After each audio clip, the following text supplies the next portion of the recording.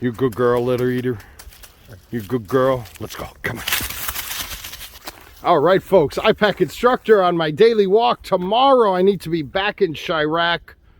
Not real happy about that. You know, sometimes with work, I'll have the opportunity to work from afar, and I always choose that as an option. You know, it's pretty beautiful. Actually, some of the, maybe you can see some of the water here has some ice on it. We didn't get much of that this year. It's kind of a mild winter altogether. But here we go. I'm going to be doing another silver bullion giveaway, guys. I hope you guys enjoy that. Well, I'm blocking the camera. Got my gloves on today. Yeah, I'm not a big fan of gloves. In fact, you rarely will see me wearing gloves, but I have to say, these guys right here, they hug the hand pretty tight, keep you warm. For us modern folk, you can still use your touch screen on your phone. These are my shooting gloves. I love them. Other than that, not a big fan of gloves. Not a big fan of gloves. So, you know, I was thinking, I know this is an odd topic, but hey, this is kind of my my hobby, and I'm going to talk a little bit, I know it's odd, about landlord and tenant relationships. You know, I had in my class the other day, you know, we go outside on our breaks, we talk. Actually, I get it all the time. I had a fella who owns a 3-flat in Chicago. And he was talking about how the tenant is 4.5 months late. How the tenant, you know, he feels bad for the tenant. They haven't paid him. Yet he still has a mortgage to pay. And, you know, he's like, Paul, you know, how could you kick somebody out when, you know, they bring food to you, they feed you, they know your family, they, in essence, develop a relationship. And I just stood there and shook my head. No. All right. What I'm about to say may piss some people off, but, you know, when it comes to preparedness, when it comes to business, it's when it comes to firearm, you know, we need to live a well-rounded life, right? So on a landlord's perspective, by the way, I've been a renter. I do not own rental properties, although I have managed, actually since the age of 16, I've been renting to people, helping out families, businesses. It's kind of a side thing that I do. And so I have experience, but, you know, my shop in Chicago where I teach at concealed carry, I'm a renter in that regards. So from a landlord's perspective, landlords don't build friendly relationships with your tenants. All right. Number one. Number two, do a background check and a both credit and criminal background check. They're real easy to do. If you want to know who I've been using for 15 years, it's directly through a credit agency. You know, feel free to reach out and I'll be happy. And when I do that, you have the opportunity to pay for it as the landlord, or you can pay for it in the application. The tenant, the prospective applicant, can pay for it. We always have the tenant pay for it, and we're very, very clear. We're not here to waste anybody's money.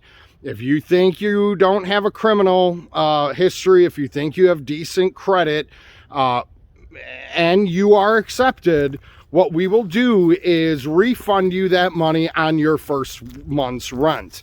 What that does is weeds out a lot of people who they know they don't have good credit. They know they have criminal history. So they may meet you, look at the unit, but they never fill it out. So it automatically weeds out those individuals. Another thing that we do is, or I do when I'm screening potential applicants, is I'll ask them, hey, ma'am, you know, you got concealed carry, you got a FOID card, anything like that.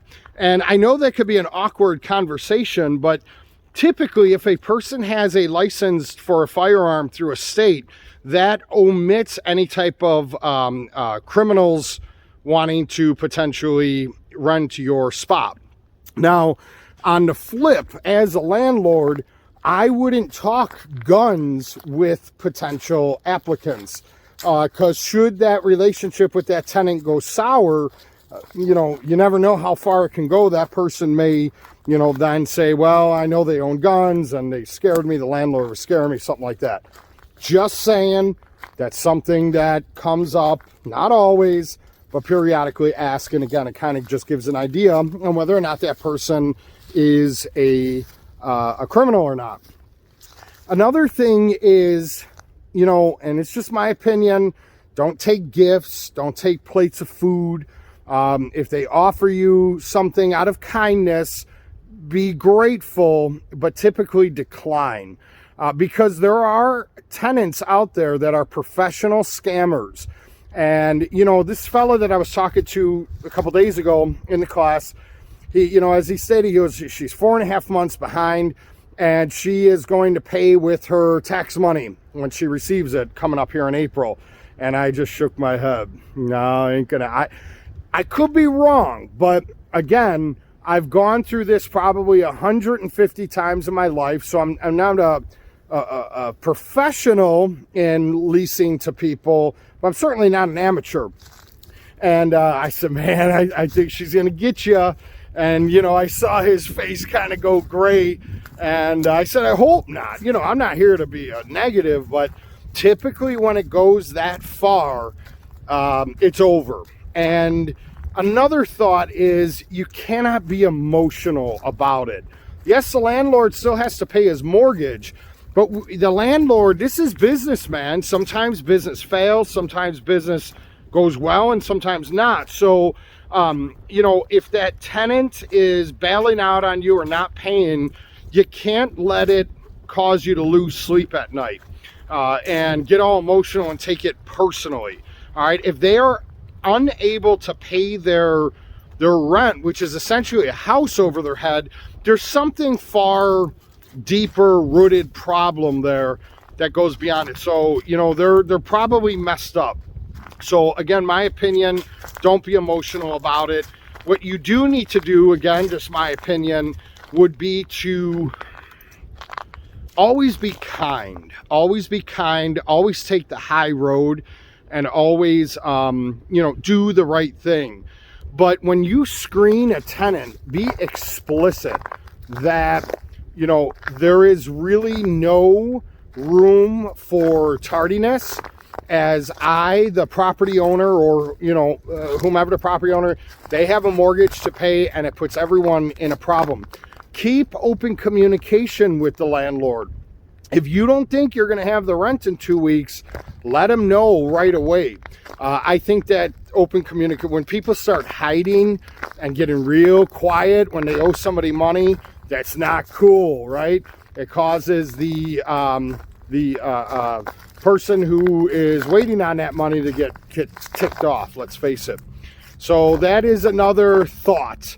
Another one is this, and like I said, I don't own rental properties, but I've been on both sides. I help businesses find potential applicants, yada yada. Is having me as that middleman. I'm not the owner. I've got nothing vested in it. I'm just working for the landlord.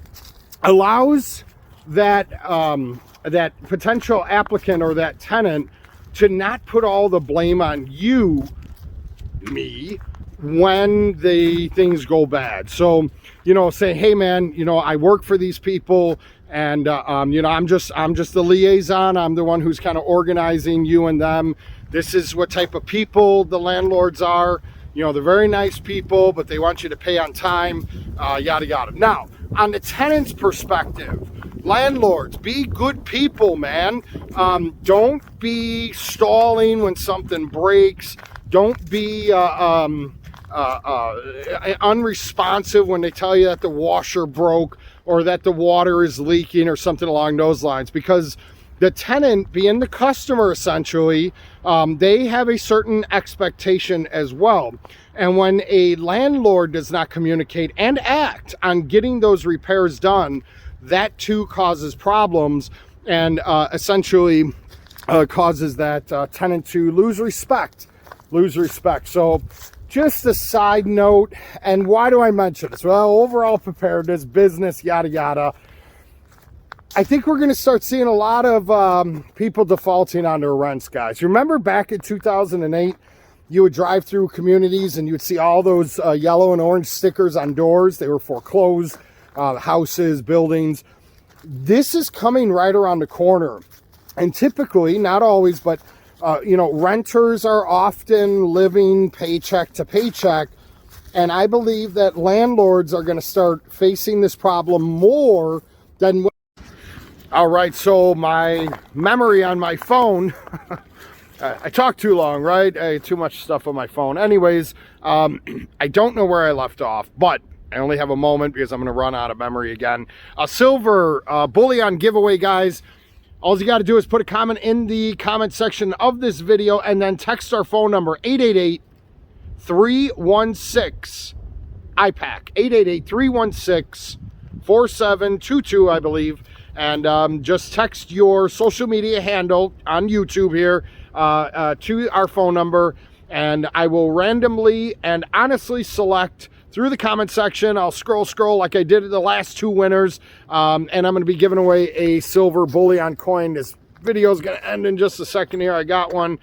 Fred, I'm going to see you for your winning, but I got silver bullion, guys. I'm going to give it away. Why? Because it's God's money. I'm a big fan of it. Can't be giving away gold. That's for rich people. By the way, I said yesterday about gold. Gold futures right now are up to $2,010. Battery's about to go. I love you, folks. Remain safe.